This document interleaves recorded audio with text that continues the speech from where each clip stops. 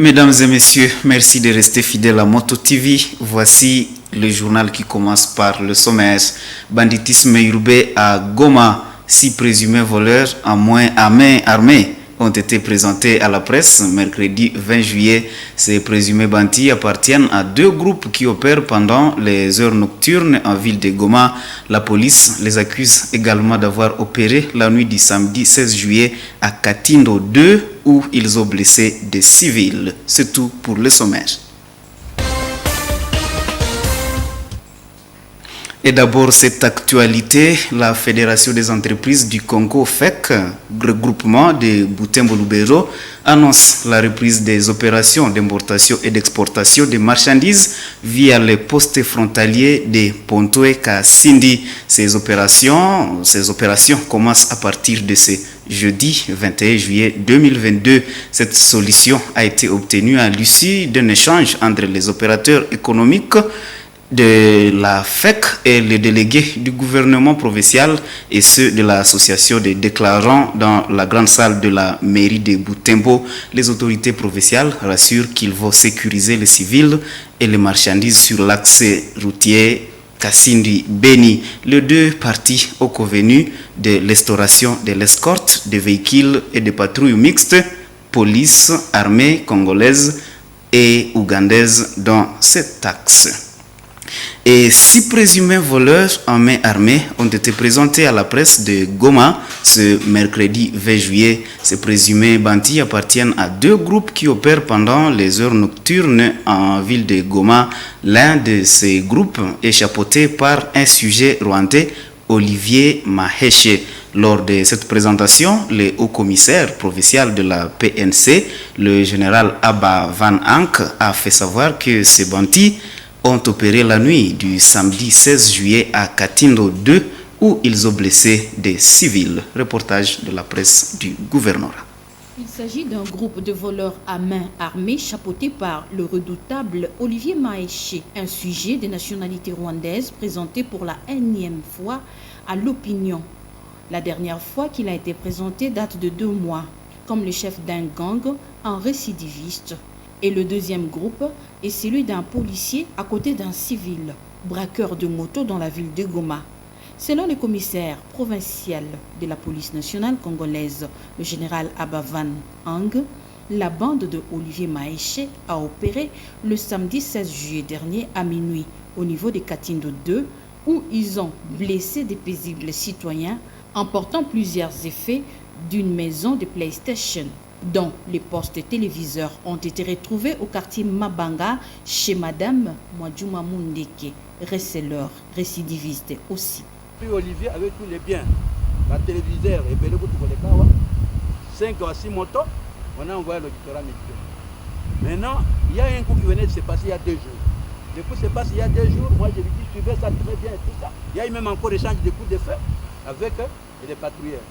Maintenant, le commandant m'appelle et me dit non, nous venons de tomber sur ce groupe. Et le groupe est quel groupe? Encore un groupe à Olivier. Et vous voyez Olivier. Moi, je regarde Olivier et je dis Mouton, il est sous. Olivier est un étranger, c'est-à-dire qu'on a envoyé Olivier à Biminde Geni. Le gouverneur du Nord Kivu, le lieutenant général Constant Dimakongwa, a recommandé à la justice militaire de bien faire son travail vis-à-vis de ces criminels, arrêtés pour la énième fois. Vous venez ici, c'est pour mettre des ordres dans notre pays. Pour tuer. Et vous êtes sans cœur, vous savez ça. Bande de génocidaires. Vous êtes sans cœur, vous savez. Et les Congolais n'en ont pas besoin. Monsieur. Les Congolais n'en ont pas besoin. Les Congolais est un peuple hospitalier. Nous n'avons pas besoin. Parmi les bandits, l'on peut citer Ndole Bakome, Patrick Kabeyantumba, Mwadjuma Mundeke et le récidiviste Olivier Maheshe. Téné, l'auditeur militaire supérieur, a été invité pour prendre en charge cette affaire aux côtés de certains membres des services non apparents.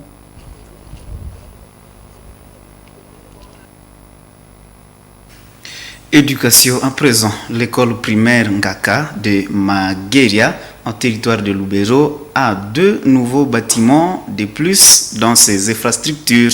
Ces bijoux qui abritent 6 salles de classe ont été remis à la communauté locale mardi 19 juillet 2022.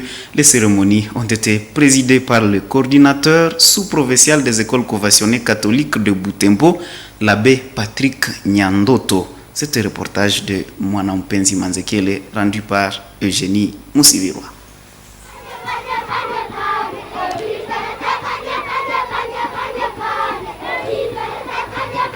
C'est sous cette joie que l'école primaire Ngaka de Magueria a accueilli les cérémonies de bénédiction et inauguration de ces 2 nouveaux bâtiments. Il s'agit de 6 nouvelles salles de classe ajoutées aux édifices de cette école qui fonctionne non loin de l'église paroissiale de Magueria. Des autorités étatiques, ecclésiastiques, scolaires, des invités divers sont venus témoigner de cet événement. Les écoliers y ont été pour une double fête, la proclamation de leurs résultats scolaires de fin d'année et la réception de ces bijoux.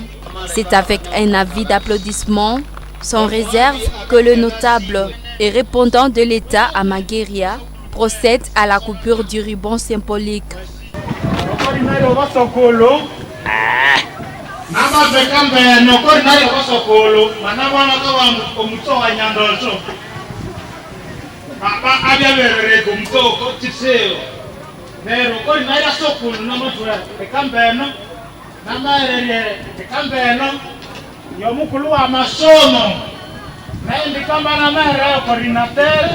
La construction de ce bâtiment est achevée.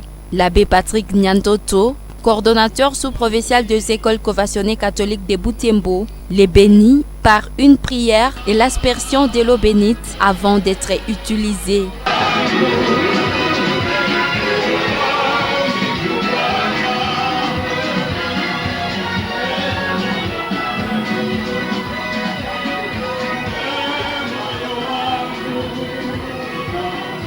La sœur préfet de la congrégation de la famille des Spoleto a remercié les bienfaiteurs qui ont concouru par leur contribution au fonds de $50,000 américains qui a financé l'érection de ces édifices. Tout d'abord,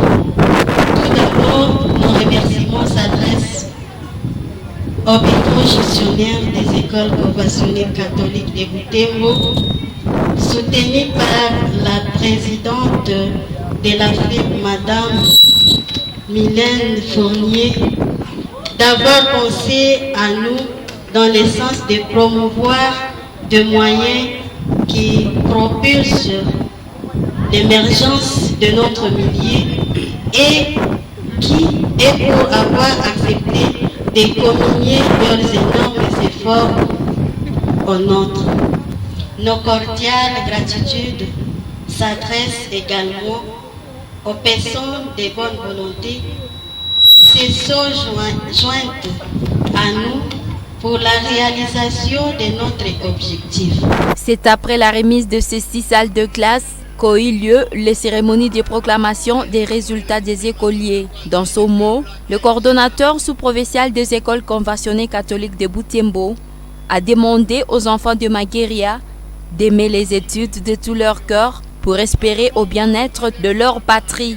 Patrick, il faut savoir regarder, il faut savoir juger, il faut savoir agir, il faut savoir aimer.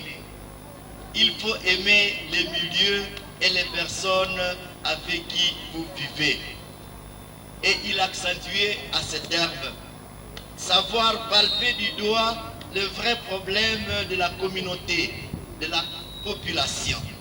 Aux enseignants, il a lancé l'appel de donner le meilleur d'eux-mêmes pour la bonne formation de ces jeunes. C'est dans ce sens qu'il a remis des manuels scolaires et de cahiers comme contribution aux efforts d'amélioration de la qualité de la formation à l'EPNGAKA. Parce que je les remets à l'école, les Caméniens, pour que vous puissiez apprendre beaucoup de choses. Ça pèse beaucoup sur ta tête, c'est pour que tu sois intelligent. C'est le dictionnaire qui représente tous les enfants des choses. C'est des livres de mathématiques, à nous les mathématiques. L'école primaire Ngaka a totalisé 4 ans d'existence. C'est une école conventionnée catholique qui a eu un effectif de 441 écoliers l'année scolaire 2021-2022. Elle est issue de l'école primaire Bayangwa et gérée actuellement par la congrégation des Sœurs de la Sainte Famille d'Espoleto.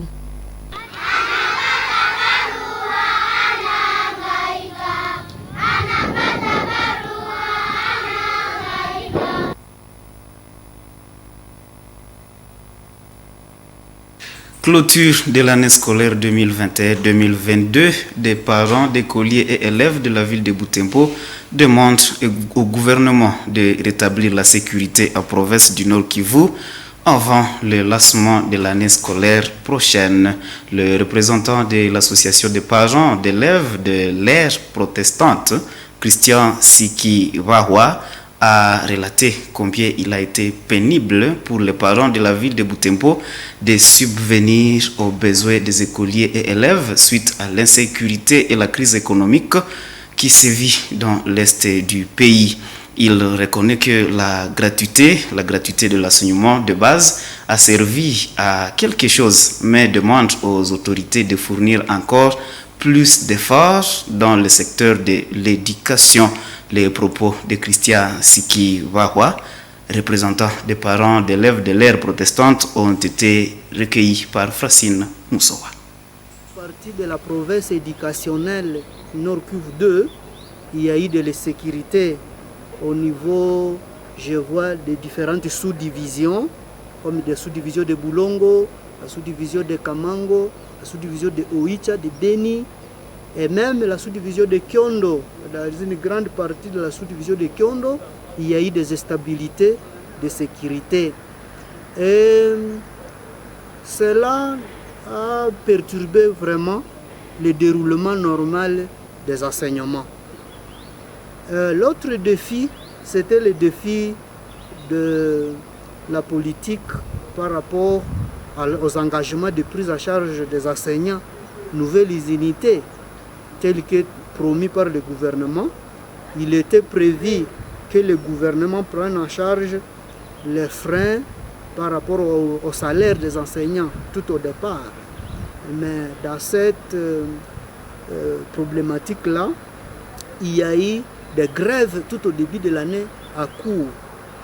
Et ces grèves-là ont eu de l'impact sur la qualité de l'enseignement, bien sûr, puisque les enfants ont fait longtemps à la maison et les attractations en termes des accords avec les enseignants n'ont pas permis que le calendrier commence à temps. D'une façon globale, il y a baisse de qualité, d'autant plus que les enfants ont passé ces enseignements dans un contexte de stress. L'année prochaine, je recommande au gouvernement de jeter un regard sur la mécanisation des enseignants, mais aussi l'alignement des enseignants non payés et les ENI. Pour l'année 2021-2022, il y a eu des programmes non concertés. Et du coup, vous trouvez un programme qui quitte la hiérarchie sans avoir associé les acteurs de l'éducation au niveau de la base. Ça a été aussi un défi et donc je recommande à ce que l'on améliore ces points.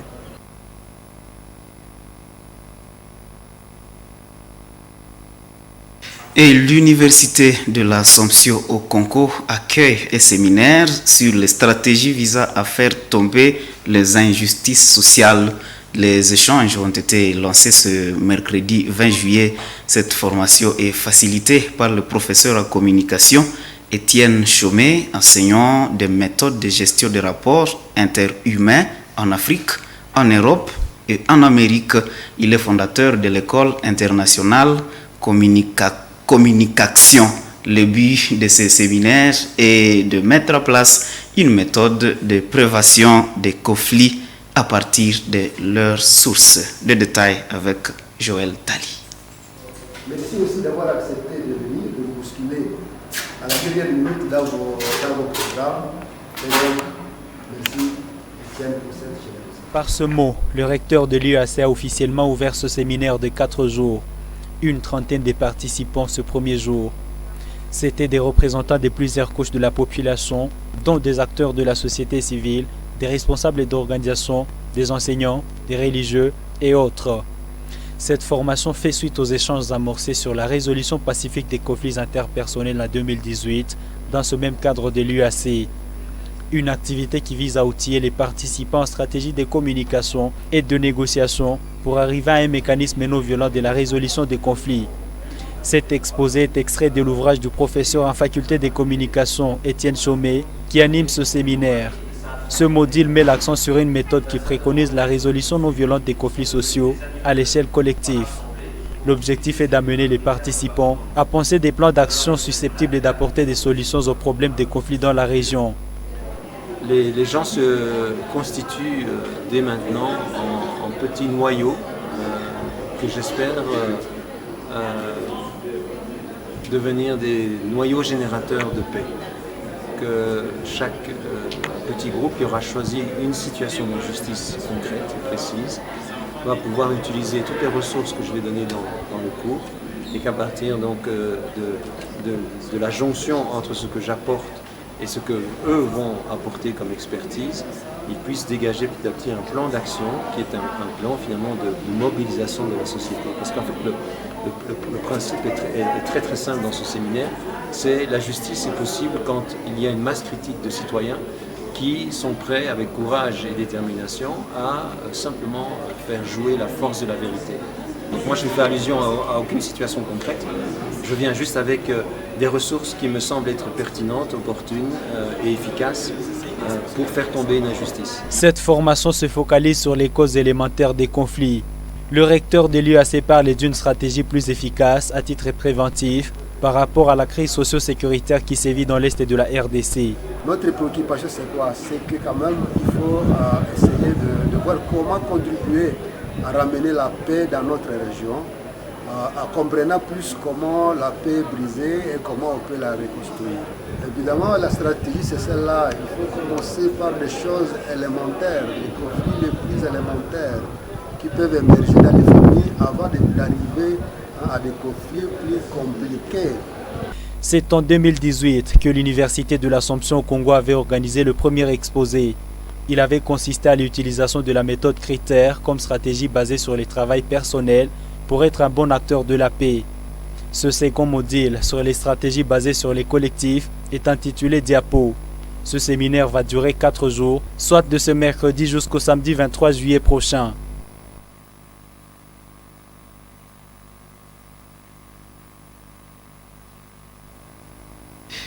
Et le complexe scolaire La Vivacité, une école privée fonctionnant en ville de Butembo, a clôturé ses activités scolaires, exercice 2021-2022, ce mercredi 20 juillet 2022. Ce dernier rendez-vous de l'année scolaire a été marqué par la proclamation des résultats. Les écoliers de la maternelle ont réussi en 100% et ceux du primaire en 97%. C'est un reportage de Luciana Moussiviroa et Nelly Mwenge Siali. Ce reportage a été rendu par Eugénie Moussiviroa.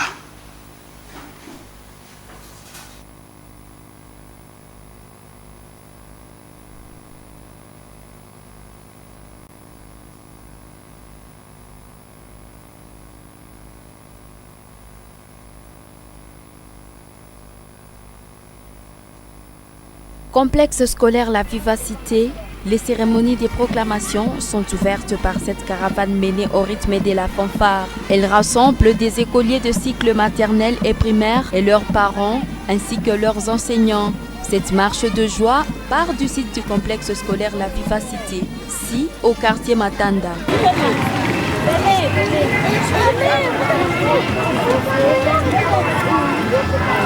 Un itinéraire aller-retour qui les conduit au rond-point Diapanda via la rue Président de la République.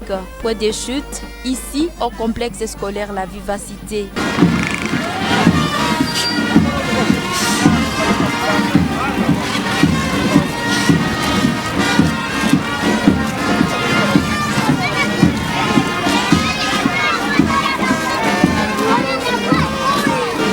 Dans cette cour de la vivacité, ont vécu des activités culturelles. C'était des chants, des poèmes et des récitations. Wow. Il faut plus des amis qui vous accompagnent pour vous profiter. Ce sont des hypocrites, vivant le vrai amour que Dieu nous demande. C'est vrai ami et celui qui vous accompagne dans les malheurs. Est venu l'heure de la proclamation. Le directeur note est taux satisfaisant des réussites cette année scolaire, 100% à la maternelle et 97% au primaire. Au niveau de la section maternelle, nous félicitons l'enfant au nom de Kazuki Vihuko Plamedi qui a gagné tous les écoliers de l'école maternelle avec 84%. Nous demandons à Kazuki Vihuko Plamedi de passer devant. Bienvenue, tous vos applaudissements, chers parents. Le promoteur du complexe scolaire La Vivacité a remercié les parents et d'autres partenaires de cette école qui n'ont cessé de contribuer à la qualité de l'enseignement des écoliers au sein de cet établissement durant toute l'année scolaire.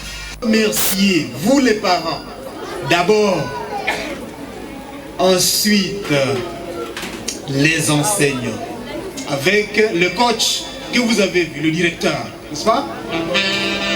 Je remercie les élèves, tout le monde, tous les invités, tous ceux-là qui sont venus participer à cette proclamation. J'ai leur adresse mes vifs remerciements. La joie, elle est très grande. Chers parents, est-ce que vous avez une aussi grande joie que la mienne? Vous avez la joie, manifestez-la avec des applaudissements. Voilà, la joie, elle est très grande. La joie, elle est très grande. Des écoliers étaient remplis de joie d'avoir fini l'année en merveille. Ils révèlent que la discipline est le secret de leur réussite. Je suis joyeuse. Le message que je peux donner, mes amis, il faut chaque fois étudier pour avoir des résultats ce que je veux. Avec combien de pourcents? Comment est-ce que tu t'es senti lorsque tu as appris que tu as reçu? Et comment est-ce que tu faisais à la maison pour que tu puisses réussir? Et alors, quel message tu peux adresser à tout le monde? Et à tes parents?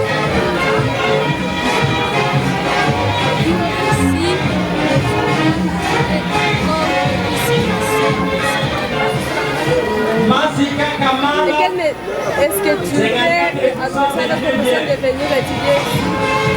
Pourquoi?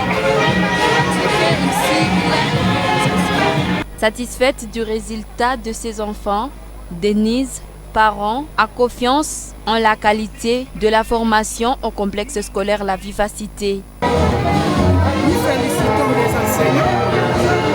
Étant donné que d'abord au niveau de la 6e année, les enfants ont réussi avec les stats. Et puis par rapport à mes enfants, j'ai 3 enfants ici. Avec leurs résultats, je suis très content parce que mes enfants ont satisfait, d'ailleurs ont distingué, parce que mes enfants ont distingué. D'ailleurs, de maternelle, elle était la première de la classe. Maintenant, je suis fier de cette école et je souhaiterais à d'autres parents d'envoyer leurs enfants au niveau de la vivacité. Le complexe scolaire La Vivacité est une école privée qui fonctionne en ville de Butembo, au quartier Matanda, en cellule Vouima. L'école existe depuis 2018. Elle organise les cycles maternels et primaires. Chers téléspectateurs de Moto TV, ainsi s'achève cette édition du journal. Merci de l'avoir suivi. Au revoir.